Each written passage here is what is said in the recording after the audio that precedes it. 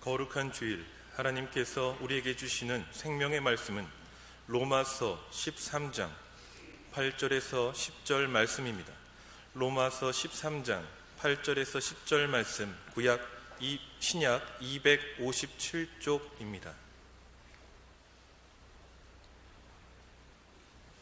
피차 사랑의 비두에는 아무에게든지 아무 빚도 지지 말라.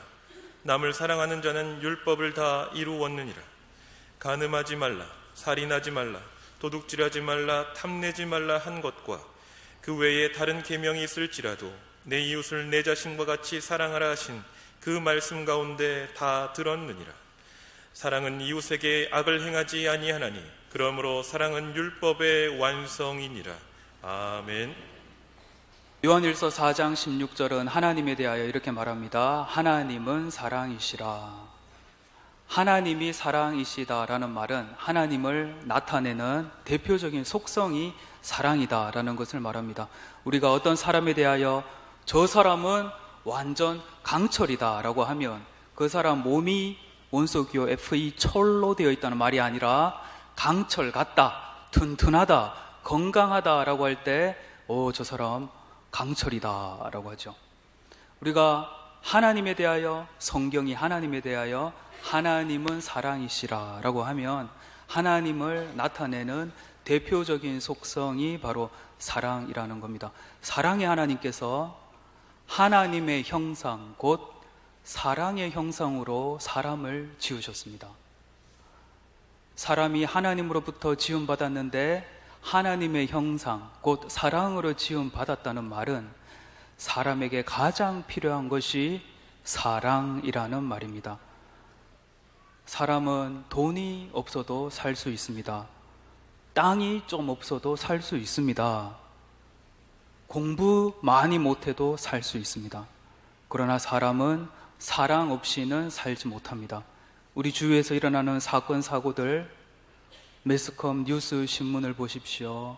사랑 없어서 일어나는 일들이죠. 사람은 사랑 없이는 살지 못합니다. 돈 없어서 죽는 것이 아니라 사랑 없어서 죽는 것입니다. 그러므로 하나님의 형상, 곧 사랑의 형상으로 지음받은 사람은 사랑의 관계 가운데 있을 때 가장 행복함을 느낍니다. 동시에 사람은 사랑받지 못할 때 혹은 사랑하는 대상을 상실했을 때 가장 큰 불행을 느끼게 됩니다. 오늘 이 설교 준비하려고 성경책 펼쳐놓고 이렇게 설교안 작성하고 있는데 4살짜리 제 딸이 지 아빠 살았는지 죽었는지 확인하는 영상 전화가 왔습니다. 그래서 이렇게 보니까 아빠 어디야? 거기서 뭐해? 아빠 아프지 말고 건강해. 사랑해. 딸의 이 안부 전화를 받은 제가 행복했겠습니까? 행복하지 않았겠습니까? 많이 행복했습니다. 많이. 그래서 이날 저는 뛰어다녔습니다. 하루 종일. 이처럼 하나님의 형상으로 지음받은 우리는 사랑의 관계 가운데 있을 때, 사랑할 때 가장 행복함을 느끼게 됩니다. 역으로도 성립하는 것이죠. 그런데 우리 예수님께서는 마태복음 5장에서 세리와 이방인들의 사랑, 즉 하나님을 믿지 않는 사람들의 사랑에 대하여 말씀하셨습니다. 마태복음 5장 46절 말씀을 제가 봉독해 드리겠습니다. 너희가 너희를 사랑하는 자를 사랑하면 무슨 상이 있으리요? 세리도 이같이 아니하느냐? 또 너희가 너희 형제에게만 무난하면 남보다 더하는 것이 무엇이냐? 이방인들도 이같이 아니하느냐? 즉 우리를 사랑하는 사람 사랑하는 거, 그리고 내 울타리 안에 있는 사람들만 사랑하는 것은 예수님의 제자가 아니어도, 하나님의 백성이 아닐지라도 다 하는 사랑이라는 것입니다. 그렇다면 예수님께서는 예수님의 공동체가 어떤 사랑을 하기를 원하셨을까요? 예수님께서는 이방인들의 사랑을 넘어서는 사랑의 공동체가 되기를 원하셨죠. 이러한 예수님의 마음이 오늘 본문인 로마서 13장 10절에 그대로 담겨 있습니다. 우리 로마서 13장 10절 말씀을 함께 소리내어 읽어보겠습니다. 시작. 사랑은 이웃에게 악을 행하지 아니하나니 그러므로 사랑은 율법의 완성이니라. 아멘. 사랑은 이웃에게 악을 행하지 아니하나니 그러므로 사랑은 율법의 완성이라고 합니다. 간음하지 말라, 도적질하지 말라, 살인하지 말라, 부모 공경하라. 이 모든 구약 신약 안에 있는 이 모든 계명들을 한마디로 압축하면 사랑하라라는 것이죠. 하나님 사랑하고 내 이웃 사랑하라. 그리고 사랑은 이웃에게 악을 행하지 아니한다고 합니다. 우리 보통 사람들보다 훨씬 착한 심성을 가진 우리 하나님의 백성들조차도 악을 행할 때가 있는데 언제입니까? 당했을 때입니다. 원치 않게 당했을 때. 원치 않게 당했을 때 우리 마음속에는 어떤 복수하고자 하는 마음과 함께 악을 행하기도 합니다. 니네한테 그렇게 했지? 두고 보자. 이 마음입니다. 나한테 그렇게 해놓고 얼마나 잘 사는지 한번 지켜보겠다. 이겁니다. 나한테 그렇게 했지? 국물도 없을 줄 알아라. 뭐 이런 마음입니다.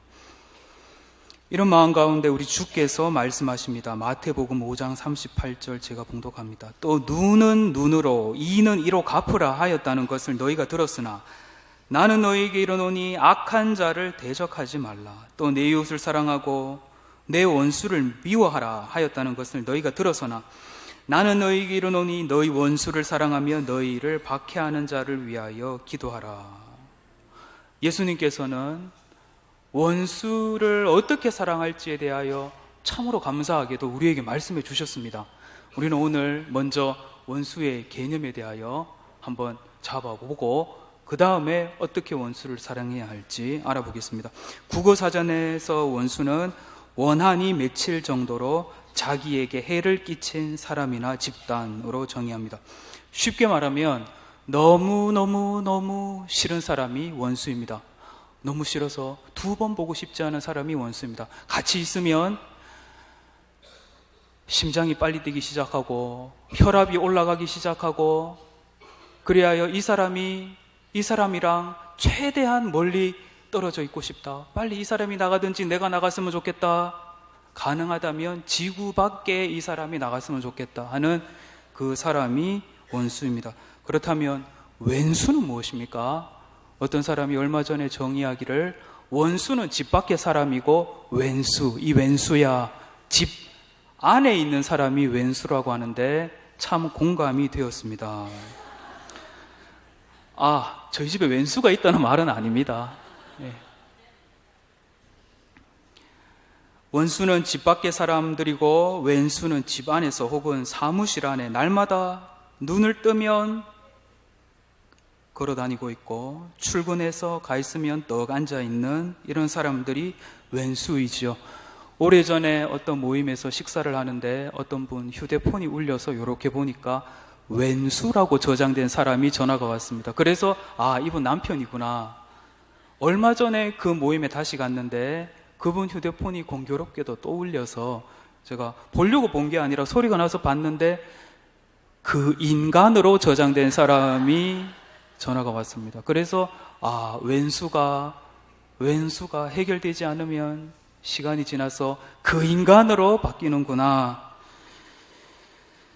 우리 삶에서 이 원수와 왼수 문제를 더 이상 덮어 놓을 수 없는 중요한 이유는 이 원수 왼수의 존재가 우리 삶과 우리 마음과 우리의 감정과 심지어 나의 사랑하는 가족들과의 관계에까지 악한 영향을 끼치기 때문입니다.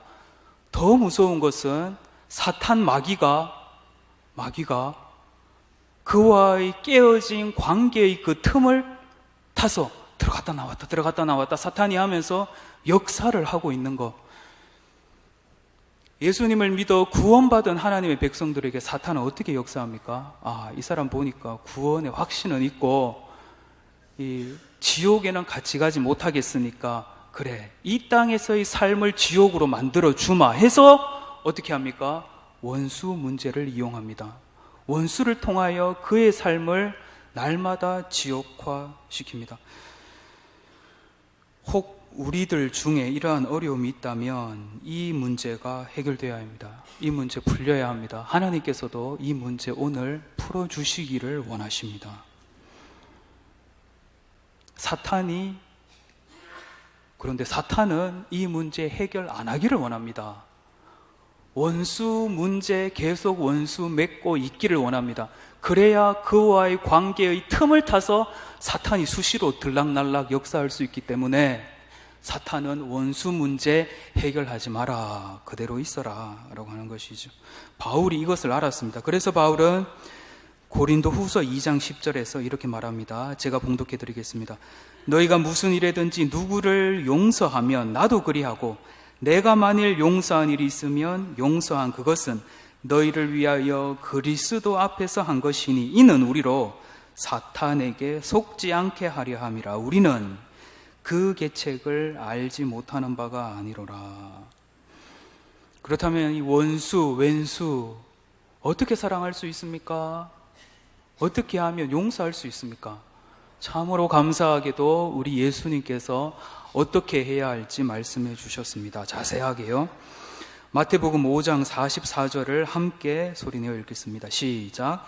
나는 너희에게 이르노니 너희 원수를 사랑하며 너희를 박해하는 자를 위하여 기도하라. 아멘. 너희를 박해하는 자들을 위하여 기도하라라고 하십니다. 이 기도하는 거 별거 아닌 것 같지만 놀라운 영적인 진리가 담겨 있습니다. 기도를 해야 그 인간 원수로 인하여 신음하고 아파하고 고통받고 있는 앞뒤 좌우 위아래가 다 막혀서 질식해서 곧 죽을 것 같은 내 영혼에 하늘의 창이 열리면서 우선 숨을 쉽니다. 내 영혼이. 그를 축복해야, 그리고 하늘의 창이 열려야 하나님이 하늘로부터 내리시는 온갖 신령한 은사와 은혜와 위로들을 받을 수 있습니다. 그 문을 여는 것이 기도인데 예수님께서 원수를 위하여 기도하라라고 하십니다. 오늘 본문인 로마서를 쓴 바울도 이것을 깨달았습니다. 제가 로마서 12장 14절을 봉독해 드리겠습니다. 너희를 박해하는 자를 축복하라. 축복하고 저주하지 말라. 하나님께서 바울을 통하여 다시 한번 말씀하시는데 박해하는 자, 원수를 위하여 기도하라, 축복하라 라고 하십니다. 지금 잠깐 마음속으로 한번 질문해 보십시오. 나의 원수, 나의 왼수는 누구입니까? 나에게 그 인간은 누구입니까? 혹시 5초가 되지 않았는데도 어떤 사람이 얼굴이 떠올랐거나 이름이 떠올랐습니까? 그 말은, 그의 존재가 나의 무의식, 의식 가운데 딱 들어앉아 있으면서 끊임없이 나를 해하고 괴롭히고 나의 관계에까지, 감정에까지 악한 영향을 주고 있었다는 것을 말합니다. 이것은 우리가 생각하는 것 이상으로 우리 삶을 망쳐놓고 있습니다. 그러나 정확하게 말씀드리면 이들의 존재가 아니라 이와의 관계에 있어서 경험에 대한 해석이, 그리고 그 해석에 대한 기억이 반복적으로 나를 괴롭히고 있는 것입니다. 그리고 용서하지 못하는 그 마음을 틈타서 사탄이 오늘도 우리의 삶을 지옥처럼 만들고 있는 것입니다.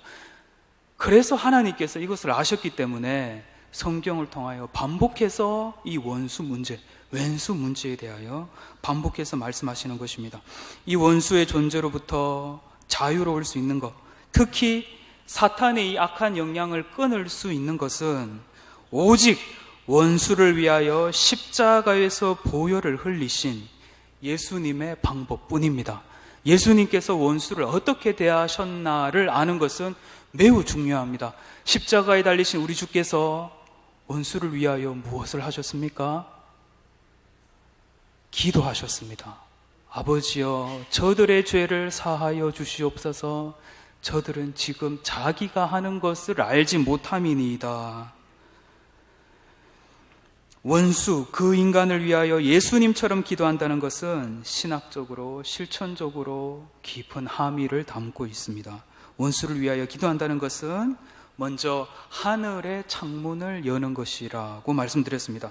원수가 생겼을 때, 원수가 떠오를 때, 그와의 기억이 나를 괴롭히고 있을 때 하늘의 창을 여셔야 내가 살고 그도 살고 우리 모두가 살게 됩니다. 그런데 하늘의 창은 닫아놓고 옆집 창을 열고 전화기를 들어서 집사님, 권사님, 장로님, 목사님, 내 이야기 한번 들어보십시오. 내가 그 인간인지, 내가 그 인간이 그런 인간인 줄 몰랐습니다 라고 하면서 30분, 1시간, 2시간, 3시간, 4시간도 통화하지요.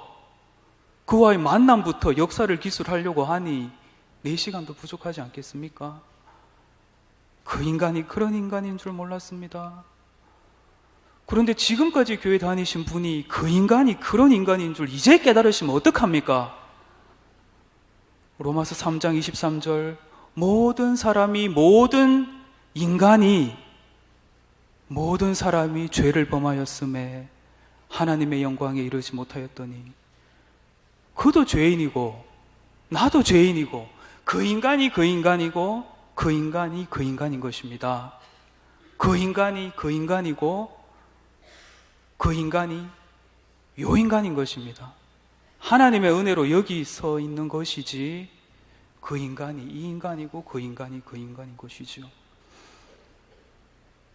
우리가 옆집 창을 닫아놓고 하늘의 창을 열 때 하나님께서 주시는 은혜 가운데 하나님께서 이 깨달음을 주시는데, 복음이 무엇입니까? 하나님 앞에서 내가 죄인이라는 거 깨닫는 거 복음이지요. 하나님 앞에서 우리 모두가 죄인이라는 거를 깨닫는 거가 복음이죠.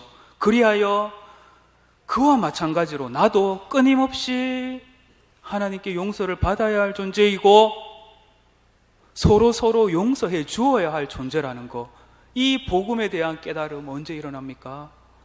옆집 창을 닫아놓고 하늘의 창을 열 때 하나님께서 깨닫게 하시는 것이죠. 오늘 로마서 12장 14절 말씀과 같이 원수를 저주하지 않고 축복할 때, 그 인간을 축복할 때 우리는 축복의 통로가 되는 것입니다. 그 인간을 축복할 때 어떤 일이 일어납니까? 하나님, 마음은 아프지만 축복합니다. 그러면 우리가 먼저 하나님의 복을 잔뜩 머금게 됩니다. 우리 물이 흘러가는 관, 파이프가 있는데 맑은 물이 흘러야 관도 깨끗해집니다. 축복하는 마음을 계속 담고 하나님 축복합니다라고 하면 그가 복을 받기 전에 가장 먼저 이 축복을 잔뜩 머금고 있는 내가 복이 되고 내가 복을 받습니다. 이것이 하나님께서 우리 믿음의 조상인 아브라함을 통하여서 아브라함에게 창세기 12장이 말씀하는 것처럼 너는 복이 될지라, 너는 복의 근원이 될지라, 너는 복의 통로가 될지라 라고 하셨던 그 약속이 실현되는 것이죠. 그러나 우리가 축복하지 않고 저주, 원한, 원망, 안갚음, 이것을 잔뜩 머금고 한을 계속 품고 있으면 어떻게 됩니까? 5, 6월에도 서리가 내립니까? 내가 먼저 죽습니다. 파이프 안에 독극물이 계속 지나가면 어떻게 됩니까? 독극물 빠지기 전에 독극물을 잔뜩 머금고 있는 파이프가 먼저 썩어버립니다. 우리 존재도 마찬가지입니다. 축복해야, 축복의 통로로서 축복을 머금고 있어야 그 복으로 내가 사는데, 반대로 원한과 안갚음과 한을 품고 있게 되면 내가 먼저 죽는 것입니다. 이 사실을 예수님께서 아셨고 하나님께서 아셨습니다. 그래서 저주하지 말고 축복하라고 하시는 것입니다. 지금까지 우리는 사탄, 마귀, 악한 괴계, 지금 이 순간에도 우리 삶과 나의 감정과 우리 관계를 망가뜨리고 있는 이 사탄의 덫에 걸려들지 않는 첫 번째 방법에 대하여 나누었습니다. 옆집 창을 닫고 하늘의 창을 열고 그를 축복하며 기도한다. 십자가에 달리신 예수님처럼요. 그렇게 하실 수 있으시지요? 예, 아멘 하셔야 다음 단계로 넘어갈 수가 있습니다. 그렇게 하실 수 있으시지요? 예. 왼수 사랑 어떻게 하는가? 마지막 두 번째는 그들의 필요를 채워주는 것입니다. 로마서 12장 20절을 제가 봉독합니다. 내 원수가 줄이거든 먹이고 목마르거든 마시게 하라. 그리함으로 내가 숯불을 그 머리에 쌓아 놓으리라.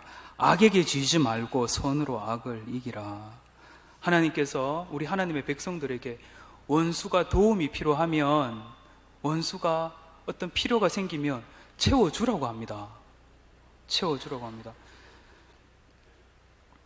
저는 이 본문 어렸을 때 이 잠언 말씀을 인용한 건데요. 원수 갚는 것이 하나님께 있으니 원수 갚지 마라. 목마를 때 마시게 하고 배고플 때 먹이라. 그래야 하면 숯불을 머리 위에 두는 것과 일반이다. 이 말씀을 보면서 복수는 내가 하는 것이 아니구나. 하나님께서 숯불을 머리에 두셔서 머리카락을 다 태우시는구나. 이렇게 생각했는데 그것이 아니라 우리 하나님 원수의 머리를 찢는 하나님이 아니시죠. 숯불을 머리 위에 두면 어떻게 됩니까? 벌개집니다. 깨어진 관계에 있는 이 사람이 나를 볼 때마다 눈을 흘기지 않고 피하지 않고 내가 필요할 때 도움을 준다. 도움받는 원수는 어떻게 했습니까? 부끄러워서 얼굴이 벌겋게 됩니다. 이것이 하나님의 방법이죠. 그러나 우리는 이 원수의 필요를 볼 때 우리의 죄된 본성, 우리 안에 어떤 목소리가 들려옵니까? 꼴 좋다, 목 마르지, 배고프지, 니는 배가 좀 더 고파 봐야 정신 차린다. 네가 내한테 조금만 더 잘해줘서 봐라. 내가 밥만 주겠나? 너는 국물도 없다. 이런 마음들 우리 속에서, 이것은 죄된 우리 본성에서 올라오는 마음들이죠. 하나님께서는 어떻게 말씀하셨습니까? 원수가 목마르다면 마시게 하라라고 합니다. 배고프다면 먹여주라고 합니다. 이 세상 방법 따르지 않고 내 본성 따르지 않고 하나님 말씀 따를 때 어떤 일이 일어납니까? 하나님의 뜻이 우리들 가운데 이루어지고 하나님의 나라가 죽고 나서 가서 경험되는 것이 아니라 하나님 말씀에 순종하는 그 자리에 하나님 나라가 임하게 됩니다. 아이고, 여기가 천국이구나, 이렇게 됩니다. 어떤 목사님 말씀대로 천국을 이 땅에서 경험하지 못한 사람이 어떻게 죽어서 눈 떴는데 천국 갈 수 있겠습니까? 라는 이 말은 의미심장한 말이라고 생각합니다. 이 하나님 말씀에 순종하다 보면 평생 왼수가 평생 친구가 되는 일들이 일어납니다. 오늘 설교 제목은 예수 사랑, 왼수 사랑인데 주보에 공간이 없어서 부제를 달지 못했으나 부제까지 달면 예수 사랑, 왼수 사랑, 괄호 열고 평생 왼수가 평생 친구가 되는 은혜, 괄호 닫고인데 주보 칸이 좁아서 부제는 빠졌는데요. 이 은혜의 역사가 오늘 우리들 안에서 일어나기를 원합니다. 원수를 향한 축복 기도가 원수의, 왼수의 필요를 채워주는 그 사랑의 섬김이 오늘 우리들 가운데 있기를 원합니다. 평생 원수가 되어서 죽을 때까지 내가 망하기를 바라면서 내가 힘들 때 더 좋아하고 손뼉칠 그 원수, 왼수가 나의 친구가 되어 나와 함께 기뻐하고 나와 함께 즐거워하고 나와 함께 슬퍼하는 평생 친구가 되는 이 은혜의 역사가 오늘 저와 여러분에게 있기를 원합니다. 그런데 이거 참 어렵지요. 어려우시니까 이때까지 원수 마음에 함께 사셨는 거 아닙니까? 이것은 우리 인간 본성과 역행하는 것이고 인간 능력 밖의 일입니다. 그래서 이 원수 사랑, 이것이 그렇게 안 되는 겁니다. 예수님께서 이것을 아셨습니다. 그래서 예수님께서 이 원수 사랑과 용서의 문제를 기도문에 담으셨습니다. 기도가 무엇입니까? 내 힘으로 안 되니 기도하는 것이지요. 하나님 도와주십시오. 하늘에 계신 우리 아버지, 우리가 우리에게 잘못한 사람을 용서하여 준 것 같이 우리 죄를 용서하여 주시고, 용서와 사랑은, 이 용서의 사랑은 하늘의 창이 열려야만, 다시 말씀드리면 하늘의 은혜를 덧입어야만 가능한 것입니다. 1948년 10월 27일 요수에 자리 잡고 있는 애양원 교회에서는 한 슬픈 장례식이 치러졌습니다. 그리고 온 교회는 눈물바다를 이루었습니다. 이곳에서 한센 병자를 돌보면서 사역했던 손양원 목사는 한순간에 두 아들을 잃어버렸습니다.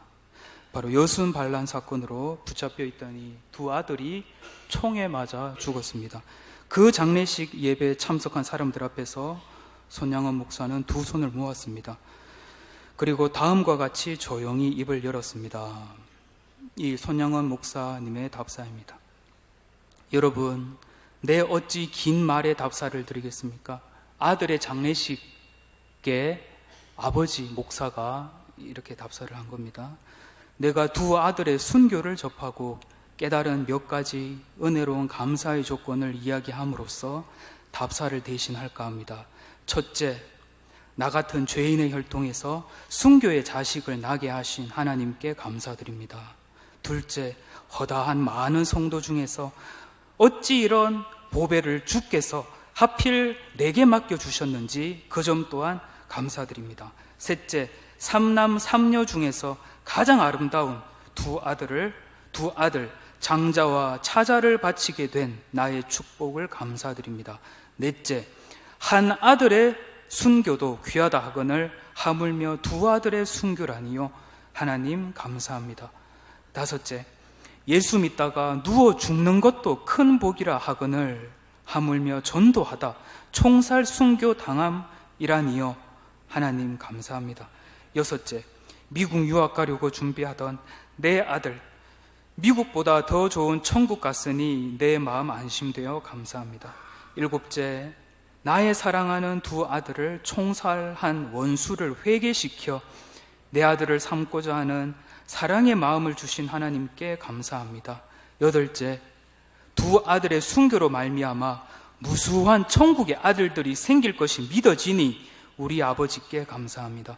아홉째, 이 같은 역경 중에서 이상 8가지 진리와 하나님의 사랑을 찾는 기쁜 마음, 여유 있는 믿음 주신 우리 주 예수 그리스도께 감사 또 감사합니다. 끝으로 나에게 분수에 넘치는 큰 복을 주신 하나님께 모든 영광 돌립니다. 이 일들이 옛날 내 아버지 어머니가, 그러니까 손양원 목사님의 아버지 어머니를 말하는 겁니다. 이 일들이 옛날 내 아버지 어머니가 새벽마다 부르짖던 수십 년 동안의 눈물로 이루어진 기도의 결정이요, 나의 사랑하는 한센 병자 형제자매들의 23년 동안 나와 내 가족을 위해 기도해준 그 성의의 열매임을 믿어 의심치 않으며 여러분께도 감사드립니다. 아멘. 이렇게 손양원 목사님은 답사를 마쳤습니다. 이후 손양원 목사님은 자기 아들을 죽인 안재선이란 청년을 양아들로 실제로 삼았습니다. 안재선은 이후에 늘 손양원 목사님을 최선을 다해 모시면서 아버지의 장례까지 치루었고 상주의 옷을 입고 아버지 장례를 끝까지 마쳤습니다. 이 땅의 교회가 세상과 구별되어 세상에 감동을 줄 수 있는 것은 수백억, 수천억의 건물이 아닙니다. 교회 안에 있는 수십, 수백억의 악기들과 방송 장비로 세상을 감동시킬 수 없습니다. 세상은 무엇으로 감동합니까? 세상에게 없는 것으로 감동받습니다. 그것이 무엇입니까? 원수까지 품는 사랑, 원수까지 끌어안으면서 아들 삼는 사랑. 그래서 예수 사랑은 원수 사랑인 것입니다. 우리 안에 이 사랑 없이는, 이 용서 없이는 아무리 전도해서 많이 데려다 놓아도 아무 소용 없습니다. 진실로 아무 소용 없습니다. 단지 교회도 세상이랑 똑같네 라는 경험을 반복해서 각인시켜 줄 뿐입니다. 원수를 품어내는 이 사랑, 원수를 끌어안고 하나님의 사랑으로 녹여내는 이 사랑이 오늘도 예수님의 몸으로서 이 땅에 존재하는 교회의 본질입니다. 새 계명을 너희에게 주노니 서로 사랑하라. 내가 너희를 사랑한 것 같이 너희도 서로 사랑하라. 너희가 서로 사랑하면 이로써 모든 사람이 너희가 내 제자인 줄 알리라. 아멘. 우선순위가 우리들 안에서의 사랑이라는 것입니다. 그러면 전도하러 다니면서 우리 예수님의 제자입니다, 예수님이 어떤 분인지 아십니까? 하지 않아도 모든 사람이 우리가 예수님의 제자라는 것을 안다고 하십니다. 예수 잘 믿어서 서울대, 하버드 합격하는 것도 은혜입니다. 예수 잘 믿어서 수십, 수백억 부자가 되는 것도 은혜입니다. 그러나 앞에 나열한 것들은 예수님을 믿지 않더라도 얻을 수 있는 것입니다. 예수 믿을 때에만 가능한 것이 있는데 그것이 원수를 품어내는 사랑입니다. 내가 예수님을 진짜 믿고 있고 내가 예수님을 진짜 내 인생의 구주로 삼고 예수님을 따르고 있다는 결정적인 증거가 어디 있습니까? 나를 둘러싸고 있는 돈으로 구매 가능한 영적 액세서리들은 나의 영적인 성숙도와 믿음을 보여주지 못합니다. 오늘도 내 마음에 있는 원수들, 내 마음이 겉으로 드러나지는 않지만 눈에 보이진 않지만 그 원수를 향한 나의 마음이 어떠한가가 나의 영적인 성숙을 결정하고 나의 믿음을 결정하는 것입니다. 부활 이후 예수님께서는 사람들 앞에서 공개적으로 예수님을 3번이나 부인했던 베드로에게 다시 나타나셨습니다. 인간적으로 생각해 보면 다시 보고 싶지 않을 베드로, 나의 모든 것을 다 쏟아부어 주었는데, 내가 그렇게 사랑했는데, 내가 그렇게 사랑해 주었는데 나를 사람들 앞에서 3번씩이나 배신하고 부인했던 이 베드로, 인간적으로 생각할 때 다시 보고 싶지 않은 베드로에게 예수님은 먼저 다가가셨습니다. 그리고 새벽부터 아침까지 추운 물가에서 힘든 그물질로 얼어있는 몸을 녹여주기 위하여 모닥불을 피워 놓으셨습니다. 그리고 힘든 그물질로 줄여 있는 그에게 먹이시기 위하여 숯불 위에 떡과 고기를 올려 놓으셨습니다. 그리고 장차 이 땅에 세워질 교회의 반석이 될 베드로에게 한 가지를 물으셨습니다. 한 가지 질문을 하셨습니다. 앞으로 교회의 반석이 될 베드로야, 너희 집은 믿음의 가문이냐? 너희 집에 돈은 좀 있느냐? 너 건강은 어떠냐? 너에게 학위는 있느냐? 베드로, 너는 예수 훈련, 예수 제자 훈련 코스는 다 이수했느냐? 라고 묻지 않으셨습니다. 예수님은 한 가지만 물으셨습니다. 하늘과 땅의 모든 권세를 가지신 분께는 이 한 가지 질문이면 충분했습니다. 베드로야, 네가 나를 사랑하느냐? 베드로야, 네가 나를 사랑하느냐? 베드로야, 네가 나를 사랑하느냐? 네, 주님, 제가 주님 사랑하는 줄 주께서 아십니다. 베드로의 대답을 들으시고 내가 나의 핏값과 바꾼, 나의 목숨과 맞바꾼 내 양들 먹이라, 내 교회를 돌보라 라고 말씀하셨습니다. 오늘 예배 후에 30분 뒤의 일을 우리는 알지 못합니다. 그러나 우리가 분명히 아는 한 가지 사실은, 우리도 언젠가는 이 땅에서의 마지막 숨을 하고 내쉬고 하나님 앞에 서게 될 것이라는 사실입니다. 이 땅에 태어나는 순서는 정해져 있지만 아버지의 집에 돌아가는 순서는 정해져 있지 않지요. 그때 하나님 앞에서 이런 말씀을 들을 수 있으면 참 좋겠습니다. 저도 하나님 앞에 이렇게 고백할 수 있으면 좋겠습니다. 하나님, 저 오늘 하나님 말씀대로 그 인간을 위하여, 그를 위하여 기도하였습니다. 그를 축복하였습니다. 하나님, 저는 그렇게 하고 싶지 않았지만 그가 목이 마를 때 마실 것을 주었습니다. 그가 배가 고플 때 하나님 말씀대로 먹였습니다. 하나님, 저는 절대 그를 용서할 수 없었지만 하나님의 은혜로 그를 용서하였습니다. 하나님 감사합니다. 이 모든 것이 저의 지혜와 저의 힘이 아닌 하나님의 은혜였습니다. 기도하겠습니다. 살아계신 하나님, 오늘도 뜻이 있으셔서 우리 하나님의 백성들 이 자리로 불러주셨으니 오늘 우리를 향한 하나님의 뜻이 하늘에서와 같이 이 땅에서도 온전히 이루어지게 하여 주시옵소서. 예수님의 이름으로 기도드립니다. 아멘.